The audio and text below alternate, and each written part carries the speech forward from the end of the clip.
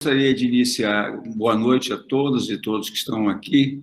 Eu gostaria de iniciar com uma fala de paixão compartilhada. Acho que todos nós devemos ter compaixão para com os milhões no mundo, as centenas de milhares no Brasil e as dezenas de milhares de pessoas no Espírito Santo que perderam entes queridos. Perdas fruto mais do obscurantismo de terraplanistas que do vírus. Fruto muito mais perdas impulsionadas pela ação de governantes em nível federal e pela omissão de governadores, prefeitos e autoridades no nível local. Feito esse meu registro, eu gostaria de iniciar agradecendo ao pela Érica e pela equipe que está trabalhando nessas duas regiões. E gostaria de indicar para vocês que os meus comentários, e não vai ser nenhuma aula, nenhuma palestra, vão ser simples comentários, são frutos, em primeiro lugar, de observações ao longo da minha adolescência. São também fatos estilizados nos tempos em que eu fui técnico do Bandes e fui diretor técnico da Fundação Jones Santos Neves. E, obviamente, são também dos estudos feitos à época do Grupo de Pesquisa e do Desenvolvimento Capixaba na UFES. Eu gostaria de sempre indicar que eu sou apologista daquela máxima, aquele provérbio japonês, segundo o qual, do outro lado tem sempre um outro lado. Então, eu sempre insisto com aqueles com quem eu converso sobre temas, sejam eles de pesquisa, sejam eles de qualquer dimensão, até nas relações pessoais, que escutem o outro lado. E aí, se vocês me permitem, eu vou citar alguns nomes, porque podem ser uma fonte de inspiração para estudos de vocês e até mesmo para melhor compreensão disso que nós podemos chamar do arranjo florestal no Espírito Santo. Eu vou começar com o Sorezini, foi meu colega contemporâneo de Faculdade de Ciências Econômicas e que chegou a ser editor da Aracruz Florestal. Então, o Sorezini tem um histórico muito interessante, não só da implantação das florestas, das primeiras florestas plantadas pela indústria florestal, mas ele também foi um dos grandes articuladores do programa de fomento florestal, quando a Aracruz foi barrada pelo governo do Estado de continuar expandindo o seu processo de aquisição de terras, eles foram muito rápidos em pensar um programa de fomento florestal que veio hoje. Sorezini é um dos grandes articuladores disso, eu acho que é. O outro lado da visão do Sorezini, obviamente, vocês vão encontrar num jornalista que tem sido um dos mais intensivos batalhadores de oposição à maneira como a civicultura e, principalmente, a Aracruz se colocou no Estado, que é o Rogério Medeiros. Tem uma série de reportagens dele. Né? Eu gostaria de sugerir que vocês, eventualmente, conversem com Lélio Rodrigues, que foi diretor técnico da então, CODES, Companhia de Desenvolvimento Econômico, e depois foi diretor de planejamento do Bandes, e conversem também com o Manuel Rodrigues, que foi diretor de operações do Bandes, numa época que o Bandes não tinha nenhuma ingerência junto à Aracruz, mas que podem ter memórias que, eventualmente, faltam a mim. Acho que uma figura muito importante ser também ouvida é Ivan Chalders, que foi secretário de Agricultura do governo Arthur Carlos Herrade Santos, e de lá saiu para implantar um projeto de reflorestamento com base em pinhos, e ele fez isso com Camilo Cola. Além disso, Ivan Chalders também poderá dar a vocês algumas noções importantes a respeito do papel do Departamento de Terras e Colonização que existiu no governo do Estado do Espírito Santo até recentemente. Ou seja, a ideia de terras devolutas ainda estava presente, né, na estrutura de governo até pelo menos a década de 70. O que quer dizer que o acesso às terras devolutas, a legalização de terras devolutas, era sempre muito mais favorável àqueles que tinham condições financeiras de fazer todo o acompanhamento. Não é?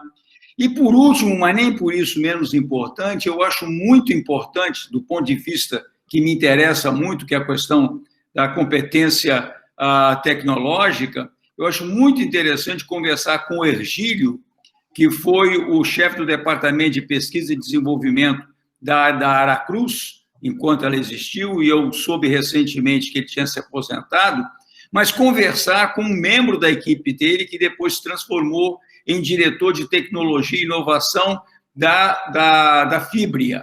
Eu não sei se o Bertolucci ainda é, agora foi uma nova fusão, ainda é um diretor de inovação e tecnologia na Suzano, mas são pessoas que podem dar a vocês uma série de informações para além do simples manejo florestal. Hergílio e Bertolucci iniciaram uma série de programas de educação que começaram com as grandes universidades de agronomia e florestas no Brasil, dentre os quais Lavras, dentre os quais Viçosa, e as últimas vezes que conversei com eles, eles já estavam na biogenética lá com o pessoal de Noruega, Suécia, então, uma visão muito importante, e eu coloco isso porque sou daqueles que profundamente o descaso do governo do Estado com relação à competência que foi instalada em termos de P&D na Aracruz e que se perdeu na medida em que não houve nenhuma pressão política para que essa competência ficasse aqui, e se ainda tiver alguma coisa, deve ser de canteiro, não deve ter aquela dimensão que já tiveram. Né? Bem, se a gente começar pela árvore, a árvore do eucalipto, eu tenho a impressão, e o Leandro possa confirmar isso para mim, que as primeiras árvores de eucalipto, as primeiras mudas de eucalipto chegaram ao Espírito Santo pelas mãos de Augusto Rusk. E estão ainda, uma ou duas delas ainda estão em pé lá no Museu Melo Leitão. Quem entra no Museu Melo Leitão, Santa Teresa, pega à direita, vai encontrar duas árvores frondosas. E eu faço essa alusão porque o Rusk foi denunciado pelas forças conservadoras do Espírito Santo como sendo um anti-eucalipto, da mesma forma que os contemporâneos deles, inclusive aqueles lá da região de Santa Teresa, o denunciavam por ele ser contra o café. E o Rusk, na realidade, nunca foi nem contra café, nem contra eucalipto, nem contra cana, nem contra... Era contra a monocultura. Então, ele sempre se posicionou como cientista contemporâneo do tempo dele, mas como cientista do ponto de vista daquilo que a ciência já ensinava no mundo, de que a monocultura é extraordinariamente nociva, tanto do ponto de vista do meio ambiente, e todos nós sabemos os efeitos da monocultura, seja no campo econômico, seja no campo social. Em segundo lugar, eu acho importante a gente acompanhar a árvore eucalipto e o seu uso, não é? Cada vez buscando agregar valores. O eucalipto no Espírito Santo começou sendo reflorestado para se transformar em carvão necessários para as guzerias e para a Companhia Ferro e Aço de Vitória. Então, na medida em que as florestas naturais, principalmente no norte do Espírito Santo, foram se esgotando, essas guzerias e a Companhia Ferro e Aço só poderia sobreviver com carvão vegetal. De que fonte? Podia ir buscar lá na Bahia, porque não era viável. Então, começaram a fazer reflorestamento. Mas, sem dúvida nenhuma, essa árvore se transforma num objeto muito, muito precioso no processo de acumulação a partir dos incentivos fiscais ao reflorestamento. Eles já existiam antes de 1966, mas em 1966 os incentivos ao reflorestamento foram explicitados de uma forma absolutamente errada, e vale a pena vocês darem nada, porque o que ele estabelece é simplesmente o seguinte: se você tem terra, tudo mais você pode fazer usando até 50% do imposto de renda que você tem a pagar. O curioso é que, à época, isso era tanto para pessoas jurídicas como para pessoas físicas. Não é? Então, você tinha vários fundos que foram se constituindo, não é? E esses fundos eram constituídos para quê? Para aplicação no reflorestamento. E os fundos eram constituídos a partir do imposto devido e que deixou de ser pago para ser aplicado em projetos de reflorestamento. O Espírito Santo, nesse sentido, se transforma um paraíso para a aplicação desses fundos. Por quê? Em primeiro lugar, a terra era muito barata, principalmente nessa faixa litorânea, né, que vai aqui da Serra até São Mateus. Né? Então, a terra ali era muito barata, tendo aqui ao acolá alguma áreazinha de cacau, pecuária, mas a terra não era um objeto muito caro. Então, era possível para empresas se constituírem, se organizarem, né? E comprar a terra a preço barato, tudo mais fazer com 50% do imposto devido ao fisco federal. Então, quando a gente coloca isso, nós temos vários exemplos, alguns exemplos que eu acho que são importantes. Tem um exemplo, por exemplo, do Grupo Tristão, né, exportador de café, que desenvolve um projeto de reflorestamento usando a espécie citriodora do eucalipto, e que está aqui na Serra. Hoje está no perímetro urbano. Né, está no perímetro urbano. Mas, certamente, tem o caso da Flonibra, né, que também é Florestas Nipo-Brasileiras, que é uma associação da Vale com interesses japoneses. Temos o projeto do Pinho, que eu mencionei, eu não sei no que foi dar o projeto do Pinho, que era um projeto privado de Camilo Collor, que usava, e foi aqui mais na região sul, né? Mas todas as vezes em que se fala reflorestamento, falou eucalipto, falou reflorestamento, falou Aracruz. Né? Eu estou chamando a atenção para a história de Flonibra, porque... E por que disso? Em primeiro lugar, porque a partir de 1967, eu estou falando 1967, porque, coincidentemente, foi a primeira vez que eu ouvi falar em Aracruz Florestal, porque o meu contemporâneo de faculdade, Sorezini, nos avisou no corredor: agora eu vou sumir aqui das nossas conversas de corredor, porque eu vou trabalhar na Cruz Florestal. Era o que existia ainda. Então, e eu gostaria de destacar, para a gente prestar um pouco de atenção, é que o eucalipto se implanta no Espírito Santo sob a forma de plantation. Algumas plantations menorzinhas, tipo a citriodora, né? Tipo pinos, mas a da Aracruz é uma plantation com a grande concentração de área. Então, contrariamente à monocultura do café, contrariamente à monocultura do pasto que sucede o café, na monocultura do eucalipto, que na maioria dos casos, sucede ao pasto, não é? Mas nem sempre, muitas vezes, ela fez a transição direta, mata nativa para eucalipto, Eu acho que esse é um detalhe da maior importância. Então, é o único caso de monocultura no Espírito Santo que tem a dimensão diária, como que é o caso da Aracruz, pertencente a ela. Se somar a isso o fomento florestal, nós teremos aí uma questão bastante razoável. Mas voltando à implantação da Aracruz em grandes glebas de terra, enormes glebas de terra, obviamente que ela gerou alguns conflitos, principalmente conflitos fundiários.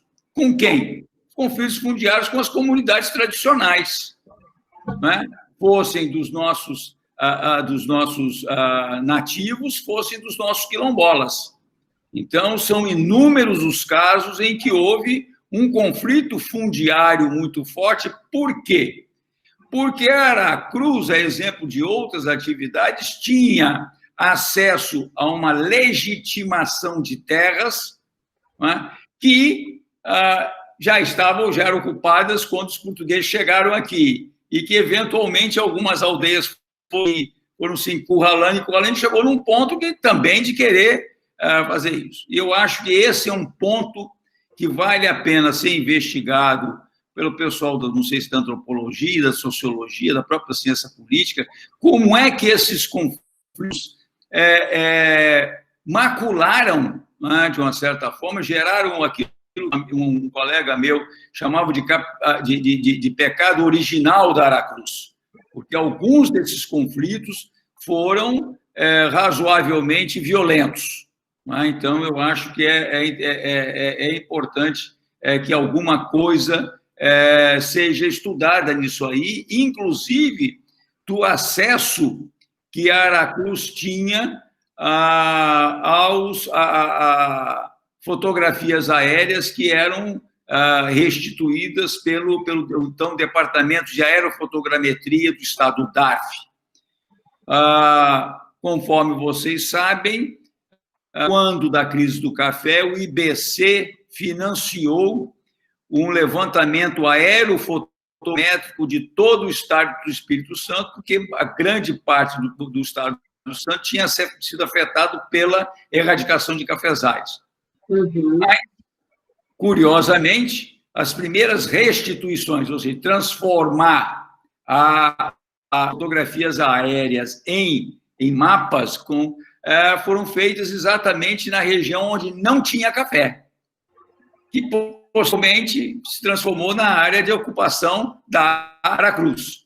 Então, eu acho que vale a pena dar uma olhada nisso. Eu estou simplesmente levantando uma questão para, eventualmente, ser investigado, caso haja interesse de alguém em desenvolver mais a questão histórica disso aí. Então, Renata Morandi, uso e ocupação do solo. Ela vai ter interesse nisso. Espero que sim, e que tenha esse espírito investigador, porque algumas dessas coisas elas vão se perdendo, sabe, Renata? Então, se a gente não tenta registrar e não tenta estimular a que vocês façam isso, seja diretamente na pesquisa, seja orientando dissertações, seja orientando monografias, eu acho que é interessante se colocar isso. E, obviamente, que a grande diferença da Aracruz é que a Aracruz tinha musculatura para atrair grandes aplicadores financeiros dos incentivos fiscais. Então, não é à toa que a Aracruz Florestal tinha como sócios originais, um dos sócios originários, o Lorentzen, que não era do Espírito Santo. Aliás, a Aracruz traz exatamente o capital de fora do Estado, porque a aplicação do incentivo fiscal não tinha que ter correspondência com o Estado gerador da atividade econômica tributável. Então, contrariamente aos incentivos fiscais da Sudene, contrariamente aos incentivos fiscais no Espírito Santo, de Geres, etc., o fato gerador, eu podia gerar um tributo a pagar em São Paulo, mas usar o incentivo fiscal sobre aquele tributo devido em outro estado. Então, vocês imaginem que, mesmo sendo um estado desconhecido, era muito mais interessante fazer essa aplicação para quem era de São Paulo no Espírito Santo, em função, repito, baixíssimo valor da terra à época. Né? E ela era muito baixa, principalmente nessa região aqui, a partir do limite da Serra, né? Ou a partir do limite de Vitória para cima, tanto é que a Citriodora se implantou onde hoje é perímetro urbano da Serra. Né? Então, o valor da terra era... Por quê? Porque os pastos eram de baixíssima produtividade. E existia uma lenda, não sei quem de vocês é da área da pecuária, de que aqueles terrenos tocavam o gado, geravam algum problema no intestino do gado, que o gado não conseguia crescer. Então, o valor era muito baixo. Então, o que existia nessas regiões era uma pecuária extensiva, né? Com grandes propriedades aí de 100, 150 alqueires de terra, mas sem grandes pretensões a se transformar em grandes produtividades. E, obviamente, existiam os territórios quilombolas, os territórios dos nativos, etc. Então,